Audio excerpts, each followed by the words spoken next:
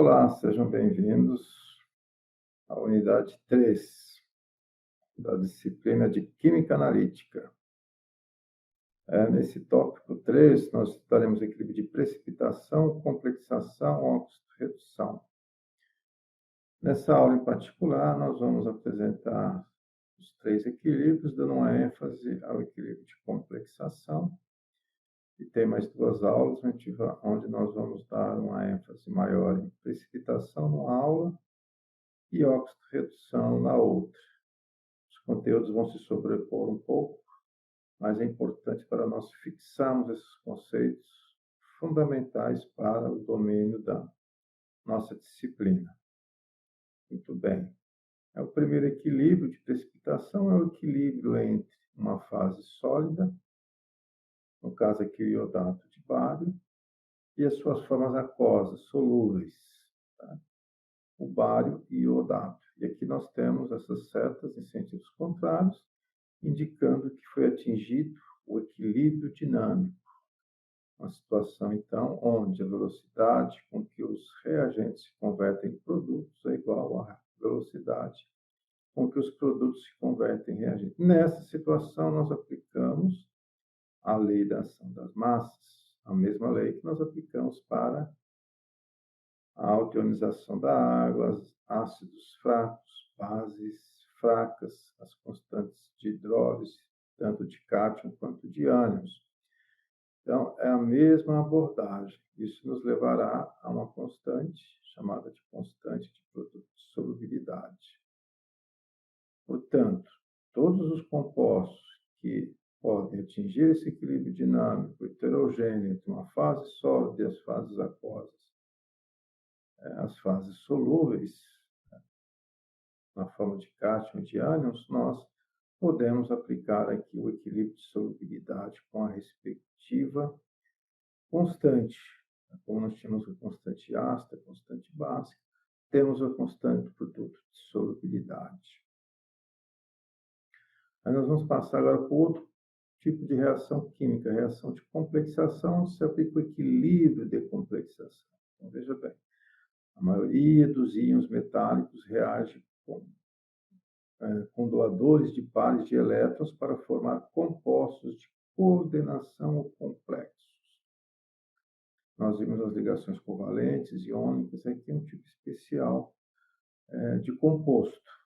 Nós denominamos aqui compostos de coordenação ou de complexação. As espécies doadoras ou ligantes devem ter pelo menos um par de elétrons desemparelhados, disponível para a formação da ligação.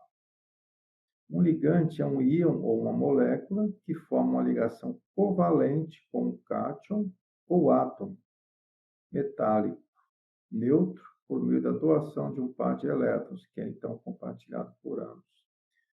Então, na verdade, nós observando aqui, nós temos aqui vários ligantes. Então, veja bem, a água é um ligante neutro, tem um par de elétrons que pode ser doado. Então, ele atua como uma base de Lewis. Pode ser doado para um metal. O metal receber um par de elétrons é um ácido de Lewis. A amônia também tem um par de elétrons aqui que pode ser doado. Aqui nós temos ligantes iônicos, ânions, o cloreto pode doar um par de elétrons, o cianeto e assim por diante. Quando há apenas um par de elétrons para ser doado, nós consideramos que eles são monodentados. Nós temos aqui, por exemplo, a etileno-diamina. Tem 2 pares de elétrons, um em cada nitrogênio, então eles são bidentados. Temos os tridentados. Temos aqui o hexadentado, que é um composto muito importante, nós vamos entrar mais em detalhe, é o ácido etileno-diamina tetracético, EDTA. Então, todos esses compostos possuem pares de elétrons. Aqui 1, aqui 2, 3, 6, 8. Nós temos um exemplo de uma reação de complexação entre o cobre, que atua como um ácido de Lewis, e nós temos aqui a glicina, com um par de elétrons, que pode ser disponibilizado aqui da hidroxila, aqui do nitrogênio. Esses 2 pares de elétrons, portanto, é um composto bidentado. E esse composto, a glicina, ele atua, então, como uma base de Lewis. E nós temos o complexo formado, cobre e glicina. Então, nós observamos que uma molécula de glicina se liga pelo oxigênio, que estava aqui, que passa a ficar desprotonado, e do nitrogênio. E nós consideramos quelato quando um composto, como a glicina, tem dois ou mais grupos que podem atuar como doadores de elétrons. Então, é um quelato porque vem do grego garra, então veja aqui, parece que é uma garra que está, ou uma pinça que está prendendo o cobre. Então, nós chamamos de quelatos. Outro conceito importante, veja que nós estamos aqui nessa aula enfatizando mais a complexação, nas outras duas a gente vai enfatizar a precipitação e a oxidorredução. Número de coordenação. Número de coordenação é o número de ligações covalentes que o cátion tende a formar com os doadores de elétrons. Os valores típicos são 2, 4 e 6. Nesse caso aqui, são 1, 2, 3, 4 ligações. Então, o cobre aqui tem um número de coordenação 4, quando ele forma uma ligação com a glicina. Então, esse número de coordenação muda em função dos ligantes que estão envolvidos nessa ligação. Muito bem. Nós vamos dar uma ênfase maior agora ao EDTA, que é o ácido etileno diamino tetracético. Veja, etileno tem esses dois grupos aqui, portanto, então, é o etileno na nomenclatura da orgânica. Tá? Nós temos aqui os grupos aminos, representados pelos nitrogênios, e os grupos acéticos, representados aqui nesse caso aqui, por 4 grupos acéticos que nós temos aqui. São ácidos carboxílicos, portanto, esses nitrogênios aqui, eles são ácidos, podem se desprotonar esses grupos, né? Tal qual a gente estudou lá, quando estudava orgânicos, ácidos orgânicos, que podem se desprotonar.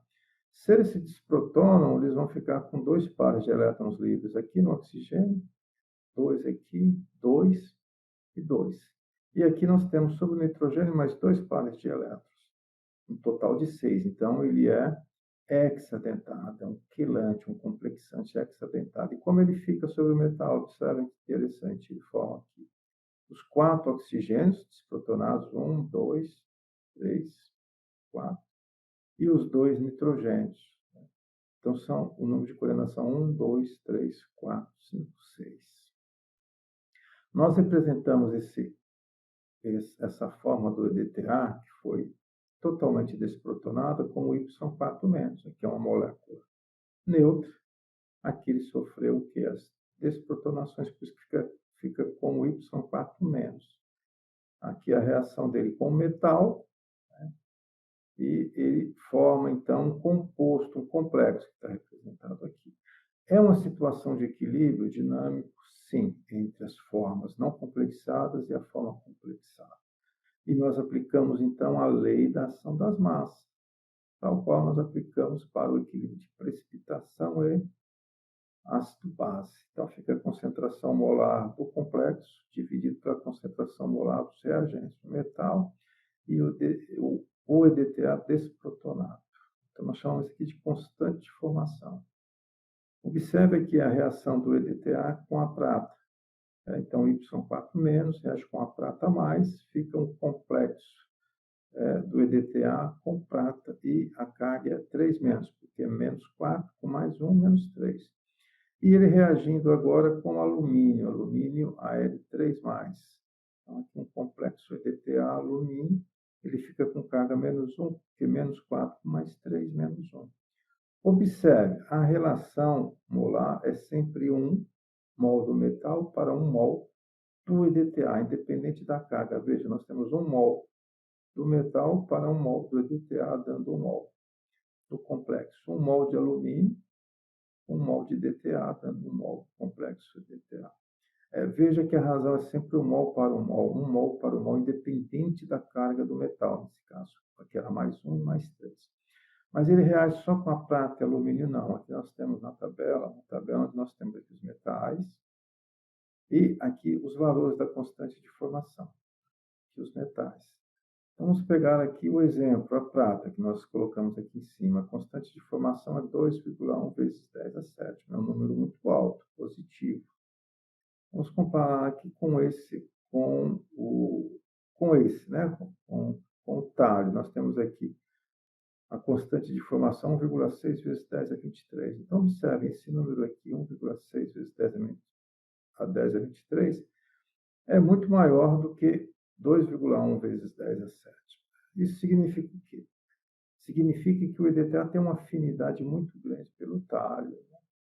Então, se nós tivermos no meio aquoso um átomo de prata e um átomo de talho, se nós jogarmos uma molécula de EDTA, o EDTA vai reagir preferencialmente com o talho. E tem uma constante de formação representada pela letra K, uma constante de formação muito grande. Então, aqui nós podemos ter uma previsibilidade da ordem de preferência, em geral, com que o EDTA vai reagir com os metais. Essa reação de complexação é muito importante, porque vai gerar métodos importantes de identificação de cátions, de ânions, e o método titolométrico importante de complexação. Aí nós vamos passar mais rapidamente sobre essa reação de óxido-redução, e depois nós teremos uma aula mais específica sobre ela. Então, a reação de óxido-redução é uma reação que envolve transferência de elétrons. Portanto, ela se contrapõe, ou ela é diferente, melhor dizendo, que as três anteriores: ácido-base, precipitação e complexação. Aqui há uma transferência de elétrons. Veja que o sério 4+, passa para 3+, ganhou um elétron. E o ferro 2+, passa para ferro 3+, perdeu um elétron. Uma transferência se dá do ferro para o sério. Então, nós temos aqui também, novamente, o equilíbrio dinâmico. A velocidade de conversão dos reagentes produtos é igual à velocidade de conversão dos produtos para o reagente. Portanto, nós podemos aplicar aqui também uma constante química. Depois nós vamos demonstrar mais especificamente essa reação entre o cobre metálico e a prata. Essa é uma reação importante, porque ela permite aplicar aqui conceitos importantes sobre o equilíbrio de óxido-redução. Então, nós temos uma reação química que ocorre, que nós temos o cobre metálico em meio a uma solução de prata, e depois você tem a prata depositada sobre o cobre. Então, essa reação ela ocorre, mas ela não ocorre infinitamente. Ela vai ocorrer também até atingir uma situação de equilíbrio. Vai atingir o equilíbrio também. Todas as reações elas vão atingir o equilíbrio. Eu não vou entrar em detalhe aqui, porque você vai poder ver uma aula específica. Mas é importante nós percebermos que essa reação também atinge o equilíbrio, ela também terá uma constante de equilíbrio, como nós tivemos nas anteriores. E a equação de óxido-redução é importante porque ela nos permitirá prever qual é o reagente que tem uma capacidade maior de reduzir ou de oxidar outros. E isso abre uma possibilidade muito grande de inúmeras reações com aplicações analíticas, qualitativa e quantitativa. Então, é importante esse último equilíbrio também, o equilíbrio de óxido-redução. Então, o que é importante nós percebermos aqui, que nós temos aqui novos 3 equilíbrios de precipitação, de complexação e de óxido-redução. Deu uma ênfase maior aqui o equilíbrio de complexação. E nas aulas que nós teremos adiante, nós daremos uma ênfase maior no equilíbrio de precipitação e de óxido-redução, rememorando um pouco os conceitos de complexação. Muito obrigado pela atenção de todos.